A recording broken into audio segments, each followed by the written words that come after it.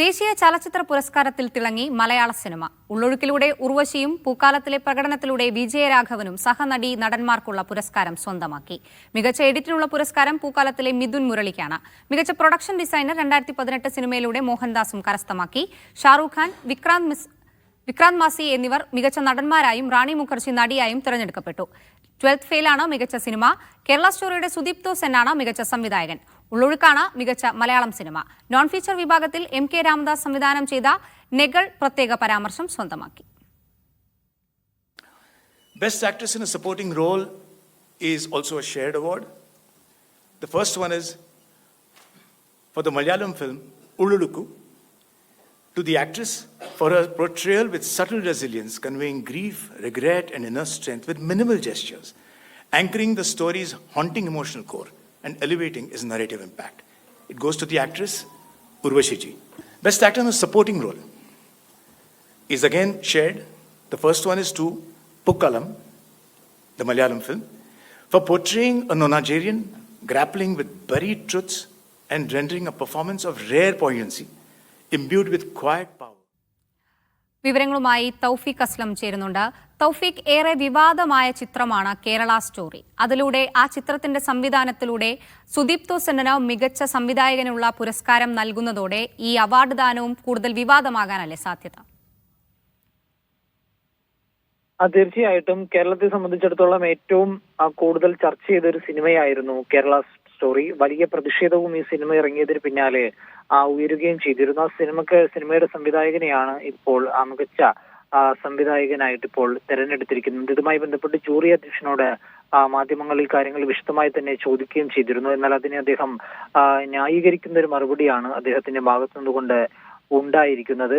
Kerala story വസ്തുതകൾ തുറന്നു കാട്ടിയ ഒരു സിനിമയാണെന്നാണ് ജൂറി ചെയർമാൻ അശുതോഷ് ഗോരാവാരിക്കർ ഇതുമായി ബന്ധപ്പെട്ട് പ്രതികരിച്ചത്. മികച്ച സംവിധായകനെ തെരഞ്ഞെടുത്തത് ഐക്യകണ്ഠേനയാണെന്ന് കൂടി അദ്ദേഹം പ്രതികരിക്കുകയുമുണ്ടായി. കേരളത്തിൽ നടന്ന പ്രതിഷേധം ഉൾപ്പെടെ വിവാദങ്ങൾ ഉൾപ്പെടെ ചൂണ്ടിക്കാണിച്ചപ്പോഴും അദ്ദേഹം ഈ നിലപാടിൽ തന്നെ ഉറച്ചു നിൽക്കുകയായിരുന്നു ചെയ്തിരുന്നത്. ഇനിയിപ്പോൾ ഇതുമായി ബന്ധപ്പെട്ട് വലിയ പ്രതിഷേധങ്ങൾ ഉയരാനുള്ള സാധ്യതയുണ്ട്. കാരണം ഈ പുരസ്കാരത്തിലേക്ക് കേരള സ്റ്റോറിയെ തെരഞ്ഞെടുക്കുമെന്നുള്ള വിവരങ്ങൾ നേരത്തെ പുറത്തു വന്നിരുന്നു. എന്നാൽ മികച്ച സംവിധായകൻ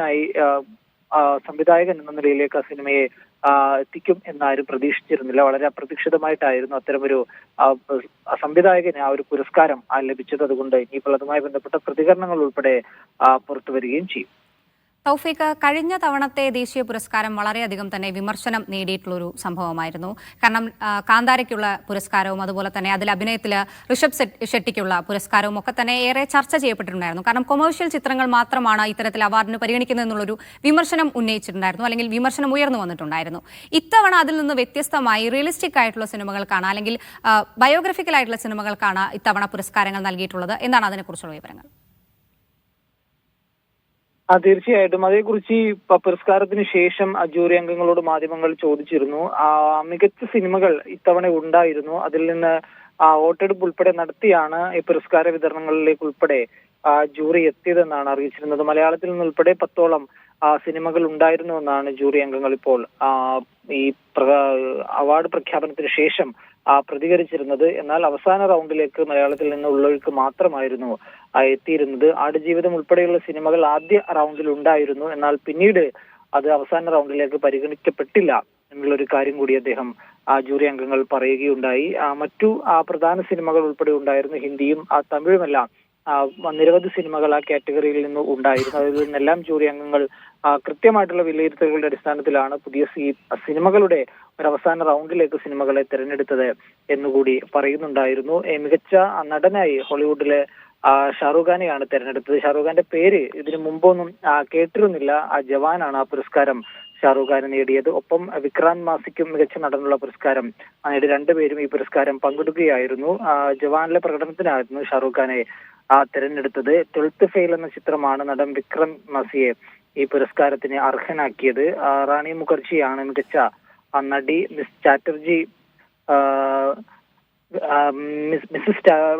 മിസ്സസ് ചാറ്റർജി വേഴ്സ് നോർവേ എന്ന ചിത്രത്തിലുള്ള അഭിനയത്തിനാണ് അവർക്കും ഈ പുരസ്കാരം ലഭിച്ചത്. മികച്ച സിനിമകൾ ഇത്തവണ ഉണ്ടായിരുന്നു, മലയാളത്തിൽ നിന്ന് ഉൾപ്പെടെ കുറവായിരുന്നു എന്നുള്ളൊരു ആ കാര്യം കൂടി ജൂറി അംഗങ്ങൾ പറയുന്നുണ്ട്.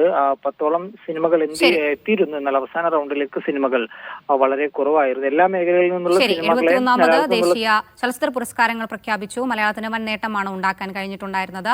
വിവരങ്ങൾ നൽകിയത് തൗഫീഖ് അസ്ലമാണ്.